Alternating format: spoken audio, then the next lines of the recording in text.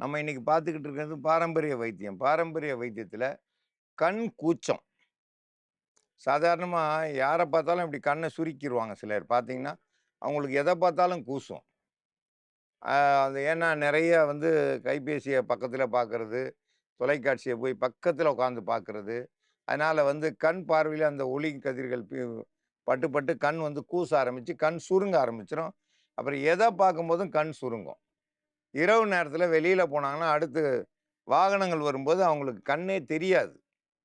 அந்த அளவுல இருக்கும். அந்த கண் கூச்சத்த சரி செய்றதுக்கான மருந்து தயாரிக்கும் முறைய பார்ப்போம். இதுல சாமந்தி பூ, வில்வ இல, பன்னீர் ரோஜா, சின்ன வெங்காயம், தாமரை பூ இதெல்லாம் கூட்டு கலவையா சேர்ந்து இப்ப நம்ம மருந்தா தயாரிக்க போறோம். கண் கூச்சம்.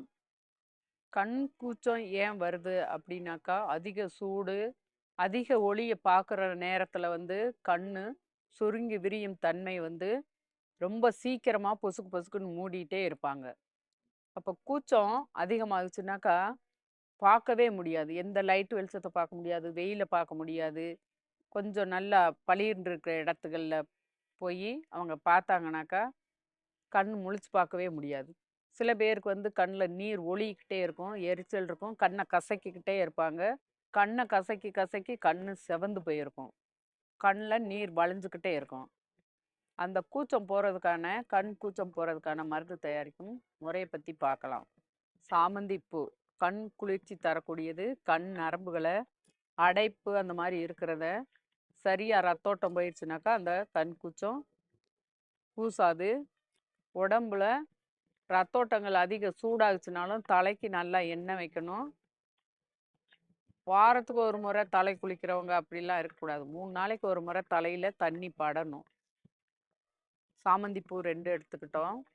பன்னீர் ரோஜாவினுடைய இதழ் வந்து ஒரு பூவுல உள்ள இதழ்கள கூட சேர்த்துக்கிறணும்.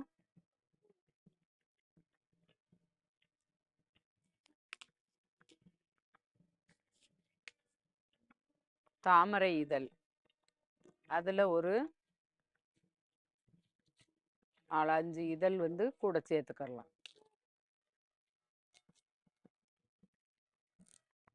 சின்ன வெங்காயம். சின்ன வெங்காயம் ஒரு 3 வெங்காயம் சுத்தம் பண்ணி வச்சுட்டு, அதையும் கூட சேர்த்துக்கிறணும்.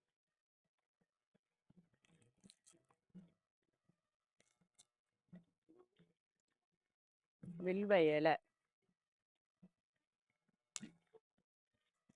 எலசா இருக்கிற இலை. ஒரு 5 இலை கூட சேர்த்துக்கிறோம். வில்வ இலை. இப்போ இதை எல்லாத்தையும் நல்லா இடிச்சிடணும்.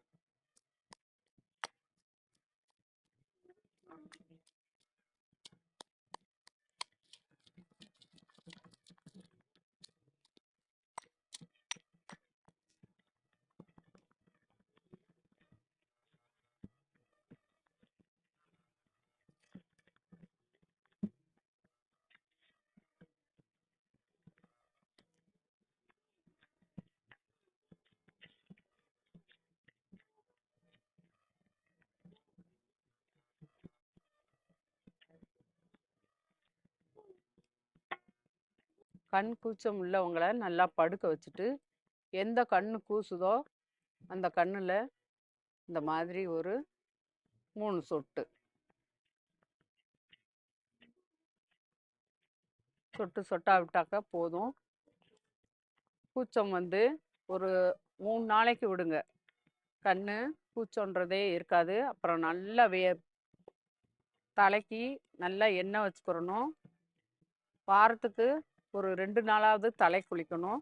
தலை காய வச்சு எண்ணெய் தேய்ச்சிக்கிட்டே வந்தாங்கனாக்கா, இந்த கண் மருந்து போட்டுட்டு, அதுக்கப்புறம் அவங்களுக்கு கண் கூச்சம்டே இருக்காது. ரத்தோட்டம் சீரா கண்ணுக்கு போயிருச்சுனாக்கா, கூச்சம் வராது.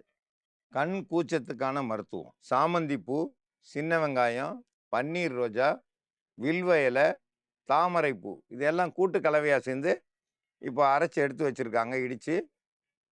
இதிலிருந்து ஒரு 3 சொட்டு 3 சொட்டு விட்டா போதுமானது. எவ்வளோ வருதுன்னு சார் வருதுன்னு காட்டுறேன். இதில ஒரு 3 சொட்டு விட்டா போதும். கண்ல விட்டா கண் கூச்சம் சரியாயிரும். கண்ல விடுற மருந்துகள் பச்சை மருந்துகள் 15 நாளைக்கு ஒரு முறை தான் விடணும். தினந்தோறும்லாம் விட முடியாது. 15 நாளைக்கு ஒரு முறை விட்டாலே போதுமானது. கண்டிப்பா கண் கூச்சம் சரியாயிரும்.